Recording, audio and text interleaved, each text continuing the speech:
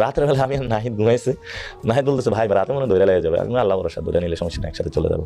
তো আমরা দুজনে একসাথে ঘুমাইছি। রাতের বেলা হলো এই আওয়াজ, নিচে 5-6 গাড়ির ডিবি, গোয়েন্দা পুলিশ সবকিছু উপস্থিত। তো আমরা 3 তলায় ঘুমিয়েছিলাম, বাসাটা 3 তলা ছিল। তো 3 তলা থেকে আমি আর নাহিদ হলো ছাদে চলে যাই। ছাদে যায় দেখি এত বড় বড় অস্ত্র, বিশাল অস্ত্র নিয়ে সবাই উপস্থিত। আমি বলি নাহিদ চল এখান থেকে লাভ দিই। বলেছে ভাই এখান থেকে লাভ দিলে তো হাত পা সব ভেঙে দেবে। আমি বলি এইখানে ধরে নেওয়া আছে, হাত পা ভাঙা আন্দোলনটা চালাই নেওয়া যাবে। ও বলে ভাই আচ্ছা ঠিক আছে দেখতেছি। পরে একটা পর্যায়ে নাহিদ বলে ভাই আমি, ওরা তো খোঁজ পেয়ে আসছে, আমাকে তো নিবেই, এখন আপনি থাকেন আমি সামনে যাই। ওরা তো উঠে খুঁজতেছিল নাহিদ কই নাহিদ কই নাহিদ কই।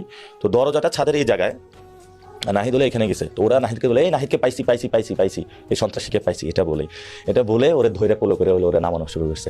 কোথায় দরজার এই পাশে ওরা যখন নাহিদকে পাইছে, ওরা এত উল্লাস করা শুরু করছে যে ওদের নির্দিষ্ট টার্গেট পেয়ে গেছে, আমাকে আর দেখে নাই। আমি তো আল্লাহ আল্লাহ বলে চুপ করে দরজা